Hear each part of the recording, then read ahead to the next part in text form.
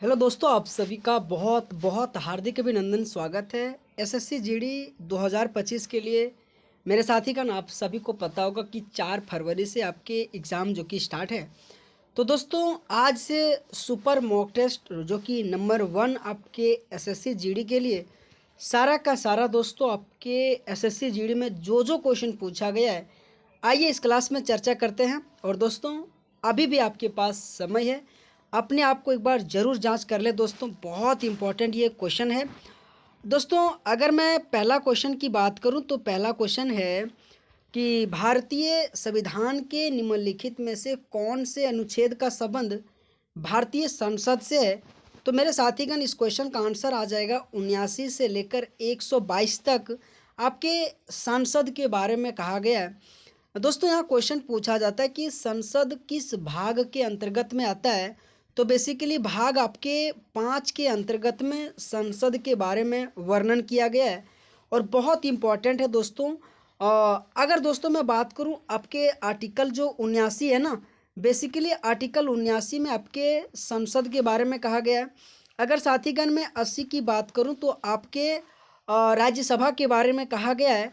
और दोस्तों, अगर मैं आर्टिकल 81 के बारे में कहेंगे तो लोकसभा के बारे में कहा गया है।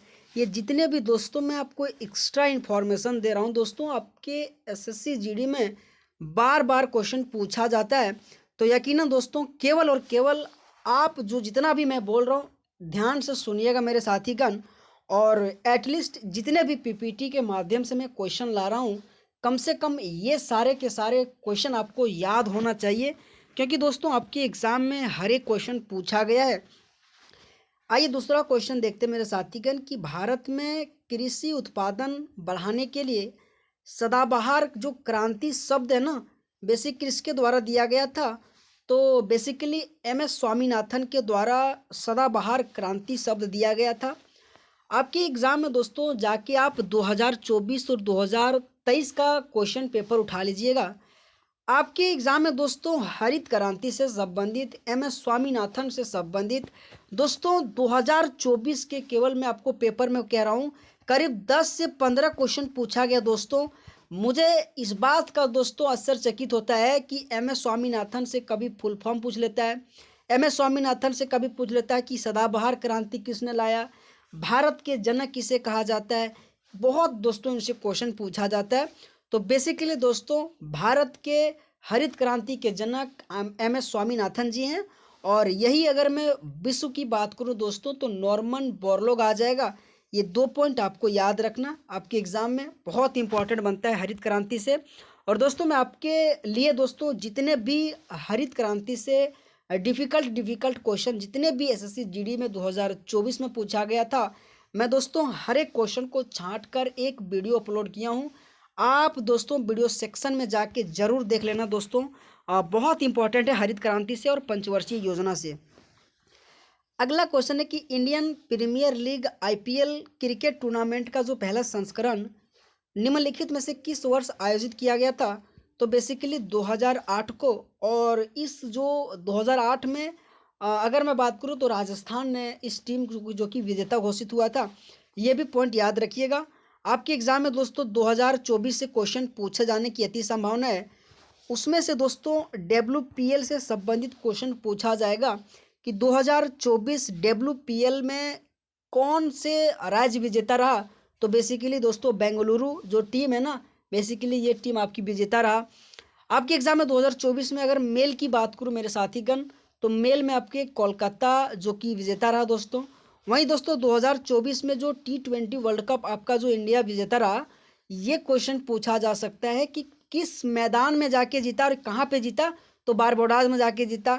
और यही दोस्तों जो बारबोडाज है ना, अभी आपके जो टेक्नीशियन का एग्ज़ाम हुआ ना उसमें ये क्वेश्चन पूछा गया था कि भारतीय टीम किस कहाँ पे जाके किस मैदान में जाके अपना T20 वर्ल्ड कप को हासिल किया। तो बेसिकली बारबोडाज में जाके हासिल किया।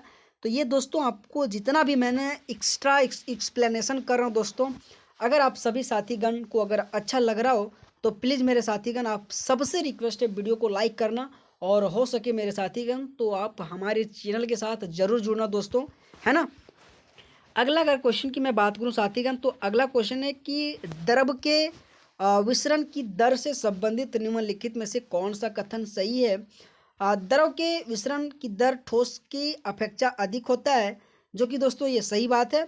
दूसरा पॉइंट बोल रहा है कि यह इस तथ्य के कारण है कि द्रव अवस्था के कण स्वतंत्र रूप से गति करते हैं और तथा ठोस अवस्था में कण की अपेक्षा द्रव की कण के बीच रिक्त स्थान अधिक होता है। मेरे साथीगण, ये आपके क्वेश्चन आपके एसएससी जीडी में क्वेश्चन पूछा गया था। अगर मेरे साथीगण आपको ये क्वेश्चन नहीं आता है तो प्लीज़ मेरे साथीगण आप इस क्वेश्चन को एक बार ज़रूर स्क्रीनशॉट मार के जब क्लास ख़त्म हो जाए ना मेरे दोस्तों, तो एक बार आप ज़रूर रिवीजन करना। हर एक क्वेश्चन को मैं चुन चुन कर दोस्तों आपके एसएससी जीडी के लिए सुपर मॉक जो कि बनाया हूँ दोस्तों। मैं उम्मीद करता हूँ दोस्तों एक से एक क्वेश्चन आपको देखने के बाद ज़रूर बहुत अच्छा लगेगा दोस्तों, है ना।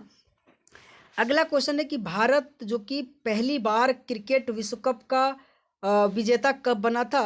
तो बेसिकली 1983 में भारत पहली बार क्रिकेट विश्व कप का विजेता बना। अगर मैं साथीगण बात करूं 1975 में सबसे पहला विश्व कप आपकी वेस्ट इंडीज जीता। आपके 1979 में फिर जाके वेस्ट इंडीज जो कि विश्व कप जीता और फिर जाके 1983 में पहली बार भारत आपके विश्व कप का विजेता रहा। ये बहुत इंपॉर्टेंट है, आपको याद रखना है। फिर जाके दोस्तों 2000 आपके 11 में दूसरी बार भारत विश्व कप का विजेता रहा और 2007 में T20 वर्ल्ड कप का विजेता रहा।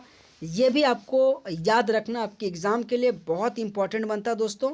हमेशा आपके क्रिकेट से संबंधित क्वेश्चन पूछा जाता है आपके एग्ज़ाम में। अगर मैं अगला क्वेश्चन की बात करूं कि निम्नलिखित में से कौन यंग बंगाल आंदोलन से जुड़ा था? तो दोस्तों हेनरी डेरोजियो बेसिकली यंग बंगाल आंदोलन से जुड़ा था। और दोस्तों इस क्वेश्चन को याद रखना है, बहुत इंपॉर्टेंट है, आपके एनटीपीसी में भी ये क्वेश्चन पूछा गया था। तो दोस्तों बहुत उम्मीद है आने वाले 2025 के लिए बहुत इंपॉर्टेंट है। आपके फरवरी से जितने भी एग्ज़ाम शुरू होने वाला है, आपको हर एक क्वेश्चन याद रखना है। अगला क्वेश्चन है कि भारतीय संविधान का निम्नलिखित में से कौन सा अनुच्छेद मौलिक कर्तव्य से संबंधित है? तो बेसिकली 51A आपके एग्ज़ाम में मौलिक कर्तव्य दोस्तों बहुत इंपॉर्टेंट टॉपिक बनता है। अगर मैं बात करूं कि मौलिक कर्तव्य की संख्या वर्तमान में कितना है, तो बेसिकली 11 आ जाएगा। और मेरे साथीगण मैं आप सबसे रिक्वेस्ट कर रहा हूं कि 11 का 11 मौलिक कर्तव्य आप सभी के फिंगर टिप्स पे याद होना चाहिए। मेरे साथीगण आप 2024 के पेपर को जाके उठा लेना मेरे दोस्तों। आपके मौलिक कर्तव्य से क्वेश्चन पूछ रहा है कि 51 ये बी में क्या कहा गया है, 51 ये सी में क्या कहा गया है, 51 ये डी में क्या कहा गया है, 51 ये एच में क्या कहा गया है। दोस्तों इसी चैनल के ऊपर वीडियो के माध्यम से दोस्तों मैंने हर एक क्वेश्चन आपको मौलिक कर्तव्य से कराऊँ दोस्तों, आप जाके ज़रूर देखना, वीडियो सेक्शन में अपलोड है दोस्तों। दूसरी बात दोस्तों, मौलिक कर्तव्य बेसिकली यूएसएसआर के संविधान से लाया गया था, ये भी पॉइंट याद रखना दोस्तों, बहुत इंपॉर्टेंट है। साथीगण मौलिक कर्तव्य की मैं बात करूँ तो भाग 4 ये के बारे में आर्टिकल 51 ये में बेसिकली मौलिक कर्तव्य के बारे में जिक्र किया गया है। आप सभी से रिक्वेस्ट है दोस्तों, मौलिक कर्तव्य बहुत इंपॉर्टेंट है, आपको याद रखना दोस्तों। आपके एसएससी जीडी में कितना क्वेश्चन पूछा गया दोस्तों, बहुत क्वेश्चन पूछा गया। अगला क्वेश्चन है कि मेगास्थनीज ने पाटलिपुत्र के बारे में लिखा है, यह एक बड़ा और सुंदर शहर है जो कि एक विशाल दीवार से घिरा हुआ है। इसमें 750 मीनारें हैं और आपके 64 दीवार हैं। दोस्तों आपको याद रखना है, बेसिकली हम सभी को पता है दोस्तों कि पाटलिपुत्र के बारे में किसने लिखा है, तो बेसिकली मेगास्थनीज ने लिखा है। आप फटाक के आंसर दे दोगे दोस्तों, इसमें कोई डाउट नहीं है। लेकिन मेरे दोस्तों इस क्वेश्चन को नहीं पता है कि उसमें से 570 मीनारें हैं, 64 द्वार है। तो दोस्तों मेरा काम है कि मैं आपको हर एक क्वेश्चन ऐसा ऐसा लाऊं ना दोस्तों जो आपके जीडी में क्वेश्चन पूछा गया है। आने वाले के 4 फरवरी से जितने भी एग्ज़ाम होगा दोस्तों आपके जीडी के लिए इंपॉर्टेंट बनेगा मेरे साथीगण। आप सभी को क्वेश्चन याद रखना, बहुत बहुत इंपॉर्टेंट क्वेश्चन है। निम्नलिखित विकल्पों में से डैश उच्चतम साक्षरता दर जनगणना 2011 वाले जो कि केंद्र शासित प्रदेश है। दोस्तों आपके सेंसस से बहुत इंपॉर्टेंट क्वेश्चन पूछा जाता है। प्लीज़ दोस्तों इसी वीडियो के सेक्शन में मैंने सेंसस के ऊपर एसएससी जीडी 2024 में जितने भी क्वेश्चन पूछा गया है मैंने वीडियो बनाया दोस्तों, जाके ज़रूर देख लेना। हमेशा दोस्तों आपके एग्ज़ाम में साक्षरता दर से क्वेश्चन पूछा जाता है। अगर मैं बात करूँ सबसे ज़्यादा साक्षरता वाला राज्य की मैं बात करूँ तो केरला आ जाएगा। और अगर साथीगण मैं बात करूँ सबसे कम तो बेसिकली बिहार आ जाएगा। और यूटी की बात करूँ तो आपकी बेसिकली लक्षद्वीप आ जाएगा। आपको याद रखना बहुत इंपॉर्टेंट बनता है साक्षरता से राज्य। उसी प्रकार से जनसंख्या घनत्व में आपकी बेसिकली बिहार जो कि सबसे फर्स्ट नंबर पे आता है। तो कहीं ना कहीं दोस्तों इस तरीके से आपको हर एक क्वेश्चन को रिलेट करके पढ़नी है, ताकि आपके एग्जाम में अगर क्वेश्चन आए ना दोस्तों तो आप आसानी से उसे कर पाएंगे। अगला क्वेश्चन है कि पूंजीवादी समाज में उत्पादित वस्तुओं को लोगों के बीच डैश वितरित किया जाता है। तो बेसिकली लोगों को क्या चाहिए इसके आधार पर नहीं, बल्कि कार्य शक्ति के आधार पर जो कि वितरित किया जाता है। दोस्तों इस पॉइंट को याद रखिएगा। आप सबसे रिक्वेस्ट है इस क्वेश्चन का आप एक बार जरूर स्क्रीनशॉट मार लेना दोस्तों, है ना। अगला अगर मैं क्वेश्चन की बात करूं तो निम्नलिखित में से कौन संगीत वाद्य यंत्र कंजीरा के वादन के लिए प्रसिद्ध है। तो दोस्तों इस क्वेश्चन का आंसर आ जाएगा पुदु कोकोटोई दक्षिणामूर्ति पिल्लई। दोस्तों आप सबसे रिक्वेस्ट है इस क्वेश्चन मेरे साथीगण बहुत ऐसे मेरे दोस्तों को नहीं आता होगा, लेकिन दोस्तों इस क्वेश्चन को आप इसे जरूर स्क्रीनशॉट मारना। पन्ना लाल घोष आ जाएगा दोस्तों, विक्रम घोष आ जाएगा। आपके एग्जाम में हमेशा वाद्य यंत्र एवं वादक से क्वेश्चन पूछा जाता है। तो बेसिकली इस पॉइंट को भी याद रखना बहुत इंपॉर्टेंट बनता है। अगला अगर क्वेश्चन की मैं बात करूं कि एक सामान्य जो फ्री स्टाइल कुश्ती मुकाबले को 3-3 मिनट की डैश अवधि में विभाजित किया जाता है, जिसके बीच 30 सेकंड का एक ब्रेक होता है। तो बेसिकली दोस्तों आपके 3-3 मिनट की दो अवधियों में दोस्तों आपके विभाजित किया जाता है, जो बेसिकली 30 सेकंड का ब्रेक होता है। इस पॉइंट को भी याद रखिएगा दोस्तों, हमेशा आपकी स्पोर्ट्स से संबंधित आपकी एसएससी जीडी में क्वेश्चन पूछा जाता है। अगला क्वेश्चन है कि हॉर्नबिल जो फेस्टिवल है ना बेसिकली आपके नागालैंड राज्य में मनाया जाता है और बहुत इंपॉर्टेंट बनता है आपके नागालैंड से, कई बार क्वेश्चन पूछा जाता है आपके। उसी तरह से मिजोरम से दोस्तों पूछा जाता है कि चापचारकूट, मीमकूट, थालफवांगकुट, एंथोरियम उत्सव। ये मैंने जितने भी 4 एक्स्ट्रा इन्फॉर्मेशन कहा दोस्तों आपके मिजोरम से संबंधित बहुत इंपॉर्टेंट है, आपको याद रखना है। कई बार दोस्तों क्वेश्चन पूछा जाता है। बेसिकली हॉर्नबिल नागालैंड आ जाएगा, मिजोरम से चापचारकूट, मीमकूट, थालफवांगकुट और एंथोरियम उत्सव। ये जितने भी उत्सव संबंधित आपके टॉपिक एसएससी जीडी में इनसे हमेशा क्वेश्चन पूछा जाता है। अगला क्वेश्चन है कि जो संरचनात्मक समायोजनी नीतियाँ की शुरुआत के बाद 8वीं पंचवर्षीय योजना के अंततः में शुरू किया गया था। तो 1992 में अगर मैं बात करूं 8वीं पंचवर्षीय योजना 1992 से लेकर आपके 97 के बीच में जो कि इनका कार्यकाल रहा दोस्तों। और हमेशा आपके एग्जाम में पंचवर्षीय योजना से बहुत इंपॉर्टेंट क्वेश्चन बनता है। फर्स्ट पंचवर्षीय योजना 1951 से 56 के बीच में। दोस्तों आइए कुछ इम्पॉर्टेंट आपके बारे में जानते हैं। अगर दोस्तों मैं थर्ड पंचवर्षीय योजना के बारे में जानता हूं तो दोस्तों बेसिकली थर्ड पंचवर्षीय योजना से आपकी एसएससी जीडी में ये क्वेश्चन पूछा गया था कि सबसे विफल पंचवर्षीय योजना कौन सा है। तो आपके तीसरे पंचवर्षीय योजना जो आपकी बेसिकली 61 से 66 के बीच में चला था। इस पॉइंट को भी याद रखना दोस्तों। आपके जो 5वां पंचवर्षीय योजना दोस्तों उसमें से कहा गया था कि गरीबी हटाओ आत्मनिर्भरता योजना, बेसिकली आपके 5वां पंचवर्षीय योजना में इसके बारे में कहा गया था। ये सारे के सारे दोस्तों पॉइंट याद रखना है। आपके एग्जाम में 12वीं जो पंचवर्षीय योजना है ना बेसिकली 2012 से लेकर 17 के बीच चलने का था, लेकिन 2015 में इसको ख़त्म कर दिया गया था और इसी के स्थान पे 1 जनवरी 2015 को नीति आयोग लाया गया था। तो इसके कारण से भी 12वीं पंचवर्षीय योजना बहुत इंपॉर्टेंट बनता है। पूछा जाता है कि कौन से पंचवर्षीय योजना को ख़त्म करके नीति आयोग लाया था। तो बेसिकली 12वीं पंचवर्षीय योजना। मध्य प्रदेश में ढोल की थाप पर विभिन्न अवसरों पर महिलाओं द्वारा निम्नलिखित में से कौन सा नृत्य किया जाता है। तो मटकी नृत्य दोस्तों आपको याद रखना बहुत इंपॉर्टेंट है, मध्य प्रदेश से हमेशा क्वेश्चन पूछा जाता है। अगर मैं अगला क्वेश्चन की बात करूं कि गांधी इरविन जो समझौता है ना बेसिकली किस वर्ष हस्ताक्षर किया गया था। और ये क्वेश्चन 1931 में गांधी इरविन समझौता पे हस्ताक्षर हुआ था दोस्तों। इसी 1931 से एक बहुत इंपॉर्टेंट बनता है कि जो दूसरा गोलमेज सम्मेलन है ना बेसिकली कब हुआ था। तो आपके 1931 में हुआ था और इसी गोलमेज सम्मेलन में महात्मा गांधी ने भाग लिया था। इस पॉइंट को भी याद रखना, कई बार आपके एग्जाम में महात्मा गांधी से गोलमेज सम्मेलन से क्वेश्चन पूछा जाता है। अगला दोस्तों मोस्ट इंपॉर्टेंट क्वेश्चन, इस क्वेश्चन को आप जरूर स्क्रीनशॉट मारना मेरे साथीगण। क्वेश्चन का आगे कि संविधान कई तरह से सरकार की शक्तियों को सीमित करता है। सरकार के शासन को सीमित करने का सबसे सामान्य तरीका कुछ को डैश को निर्दिष्टित करना है जो हम सभी के पास नागरिक के रूप में है और जिसका उल्लंघन करने की अनुमति किसी भी सरकार को नहीं दी जा सकती है। बेसिकली दोस्तों आपके मौलिक अधिकार में इसके बारे में जिक्र किया गया है। मैं आपको थोड़ा एक्स्ट्रा करके समझाता हूँ दोस्तों। दोस्तों मौलिक कर्तव्य मौलिक अधिकार अमेरिका के संविधान से लाया गया। दूसरी पॉइंट दोस्तों, मौलिक कर्तव्य आपके भाग थर्ड में 12 से 35 के बारे में वर्णन किया गया है। और इसी में दोस्तों जो आर्टिकल 13 है ना, आपके आर्टिकल 13 में कहा गया है कि कोई भी सरकार अपने अनुसार अगर कोई भी कानून बनाता है जिसमें से अगर मौलिक अधिकार का उल्लंघन होता है तो उस कानून को स्वतः ही समाप्त कर दिया जाएगा। यही इसीलिए दोस्तों ये आपके राज्य सरकार से बहुत इंपॉर्टेंट क्वेश्चन बनता है और बेसिकली ये मौलिक अधिकार के अंतर्गत में आता है। कई बार आपके एग्जाम में आर्टिकल 13 से भी क्वेश्चन पूछ लेता है। तो मेरे साथीगण आप सभी को याद रखना, बहुत इंपॉर्टेंट ये 13 है। और इसी तरह से दोस्तों आपके आर्टिकल 37 भी बहुत इंपॉर्टेंट बनता है।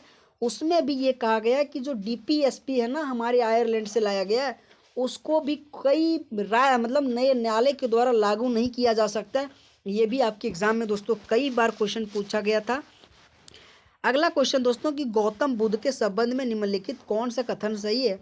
बौद्ध धर्म के संस्थापक सिद्धार्थ है जिन्हें गौतम के नाम से जाना जाता है, उनका लगभग जन्म जो कि 2500 वर्ष पहले हुआ था। सही बात है दोस्तों। गौतम बुद्ध एक छोटे गण से संबंधित है जिसे शाक्य गण के नाम से जाना जाता है। मेरे साथीगण गौतम बुद्ध से बहुत इंपॉर्टेंट क्वेश्चन पूछा जाता है आपके एसएससी जीडी में। अगर मैं बात करूँ, जब उन्होंने पहला उपदेश दिया उसे धर्म चक्र परिवर्तन कहा जाता है। जब उनका मृत्यु हुआ तो उसे महापरिनिर्वाण कहा गया। जब वो घर छोड़ के चला गया महाभिनिष्क्रमण कहा गया। सबसे पहला उपदेश कहाँ दिया तो सारनाथ में दिया। मेरे साथीगण आप सभी के लिए मैं हर एक क्वेश्चन जितना भी लाया हूँ ना दोस्तों, और जितना भी मैं एक्सप्लेन कर रहा हूँ दोस्तों, सारा का सारा दोस्तों आपके एसएससी जीडी में क्वेश्चन पूछा गया है। मेरे साथीगण आप सभी को अगर क्लास अच्छा लग रहा ना मेरे दोस्त, तो मेरे मेहनत के लिए दोस्तों एक ज़रूर दोस्तों लाइक करना और एक प्यारा सा दोस्तों आप ज़रूर रिव्यू करना दोस्तों। अगर दोस्तों आपको क्लास अच्छा लग रहा तभी है ना। अगला क्वेश्चन है दोस्तों कि भारत की निम्नलिखित में से किस पंचवर्षीय योजना के अंत में देश में 5 आईआईटी की स्थापना किया गया था। तो बेसिकली दोस्तों ये क्वेश्चन कई बार आपके एग्जाम में क्वेश्चन पूछा जाता है कि किस पंचवर्षीय योजना के अंत में 5 आईआईटी खोला गया था। तो बेसिकली 1951 से 56 के बीच प्रथम पंचवर्षीय योजना के साथ ये हुआ था दोस्तों, और इस पॉइंट को याद रखना है। अगला क्वेश्चन है उस्ताद जो बिंदा खान है ना, बेसिकली आपके सारंगी से संबंधित है, बहुत इंपॉर्टेंट है आपके बिंदा खान। उसी तरह से तबला से दोस्तों जाकिर हुसैन बहुत इंपॉर्टेंट है। सनाई से दोस्तों बहुत इंपॉर्टेंट आपके बड़े बड़े नाम है दोस्तों, बहुत इंपॉर्टेंट बनता है जैसे कि बिस्मिल्लाह खां आ जाएगा जो 2001 में उसे भारत रत्न से नवाजा गया था। तो ये भी पॉइंट आपको याद रखना दोस्तों, कई बार आपके एग्जाम में शहनाई वादक से क्वेश्चन पूछा जाता है। अगला क्वेश्चन है कि बुंदेलखंड क्षेत्र की एक जीवांत नृत्य शैली है। इसका प्रदर्शन मृदंग के थाप से शुरू होता है और धीरे धीरे गद्य और काव्यात्मक संवादों की गति पकड़ता है। तो बेसिकली सवांग जो कि बुंदेलखंड क्षेत्र का एक जीवंत नृत्य शैली है। और दोस्तों ये पॉइंट आपको याद रखना है, आपके एग्जाम में इंपॉर्टेंट बनता है ना। अगला क्वेश्चन मेरे साथीगण की हरित क्रांति निम्नलिखित में से किसके आयात पर भारत की निर्भरता को कम करने में सहायक था। तो बेसिकली अनाज को ही निर्भरता को कम करने के लिए हरित क्रांति लाया गया था दोस्तों। बहुत इंपॉर्टेंट है हरित क्रांति, अनाज या फिर गेहूं, ये दो चीज़ों के लिए दोस्तों हरित क्रांति लाया गया था। और भारत में आपके एम.एस. स्वामीनाथन जी जो कि जनक माने जाते हैं और बहुत इंपॉर्टेंट बनता है ना। अगला क्वेश्चन है कि ध्वनि प्रदूषण को किस इकाई से मापा जाता है। तो बेसिकली डेसिबल से आपके ध्वनि प्रदूषण मापा जाता है। ध्वनि से संबंधित आपके एग्जाम में क्वेश्चन पूछा जाता है कि सबसे ज़्यादा ध्वनि किस में पाया जाता है। तो आपके ठोस में, उसके बाद द्रव में, उसके बाद गैस में। ये 3 कॉम्बिनेशन आपको याद रखना दोस्तों, हमेशा ठोस द्रव गैस आपके ध्वनि में सबसे ज़्यादा इसमें पाया जाता है। कई बार आपके एसएससी जीडी में ये क्वेश्चन पूछा गया था। अगला क्वेश्चन दोस्तों कि ओलंपिक टेबल टेनिस स्पर्धा में यदि 10-10 अंक पर बराबर है तो खिलाड़ी का गेम जीतने के लिए उसे कितने अंक की बढ़त के लिए प्रयास करना होगा? तो 2 अंक बढ़त के लिए प्रयास करना होगा। आप सभी मेरे साथीगण से रिक्वेस्ट है, इसी वीडियो सेक्शन में जितने भी स्पोर्ट्स के क्वेश्चन आपके एसएससी जीडी में 2024 में क्वेश्चन पूछा गया था, आप ज़रूर जाके देख लेना दोस्तों। शायद मैं उम्मीद करता हूँ आप सभी को कोई डाउट नहीं रहेगा दोस्तों, बहुत अच्छा तरीका से पढ़ाया गया है ना। अगला क्वेश्चन है, भारत की 2011 जनगणना के अनुसार निम्नलिखित में से किस राज्य या केंद्र शासित प्रदेश में पुरुष साक्षरता दर सबसे अधिक है? केरल दोस्तों। यकीनन जनगणना से संबंधित केरल राज्य से बहुत इंपॉर्टेंट बनता है और इस पॉइंट को याद रखना गया। लक्षद्वीप जो कि यूटी में सबसे ज़्यादा, बहुत इंपॉर्टेंट आपके सेंसस 2011 है और रहेगा हमेशा दोस्तों। अगला क्वेश्चन है, मैसूर जो दशहरा भारत के डैश राज्य में भव्य उत्सव है जिसकी शाही जुलूस, संस्कृति कार्यक्रम और सजाए गए हाथियों का प्रदर्शन करता है? तो कर्नाटक आ जाएगा। आपके एग्जाम में कर्नाटक से यक्षगान भी कई बार क्वेश्चन पूछा जाता है। तो बेसिकली दोस्तों आपको याद रखना बहुत इंपॉर्टेंट है। ओणम फेस्टिवल भी दोस्तों आपके बेसिकली केरल में मनाया जाता है। त्रिशूरपुरम ये भी आपके केरल में ही मनाया जाता है। अगला क्वेश्चन है कि मूल्यह्रास के संबंध में निम्नलिखित में से कौन सा कथन सही है? पॉइंट बोल रहा है कि अचल संपत्तियों के उसके उपयोगी जीवन के दौरान घिसावट के कारण उनके मूल्य में होने वाली हानि को मूल्यह्रास कहा जाता है। दूसरा पॉइंट बोलता है कि मूल्यह्रास में अप्रत्याशित या अचानक विनाश को शामिल नहीं किया जा सकता है। ये दोस्तों दोनों के दोनों पॉइंट आपके सही है और बेसिकली दोस्तों इस क्वेश्चन को आप ज़रूर स्क्रीनशॉट मारना, आपके एग्ज़ाम के लिए बहुत इंपॉर्टेंट है। तो दोस्तों आप सभी को क्लास कैसा लगा मेरे साथीगण, और प्लीज़ दोस्तों आप एक बार ज़रूर रिव्यू दीजिएगा दोस्तों, है ना। और अगर वीडियो अच्छा लगा हो तो आप सबसे रिक्वेस्ट है दोस्तों एक कमेंट ज़रूर कीजिएगा और एक लाइक ज़रूर करना दोस्तों। तो बहुत बहुत धन्यवाद दोस्तों आप सबका, थैंक यू सो मच।